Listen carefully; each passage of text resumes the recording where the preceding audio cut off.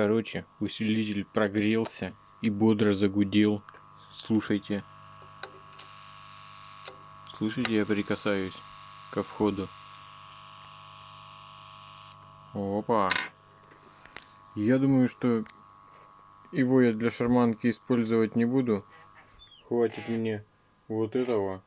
А этот красивый, качественный усилитель я подключу к приемнику и буду через него слушать. Блин, тогда появится... Нужна же сеть.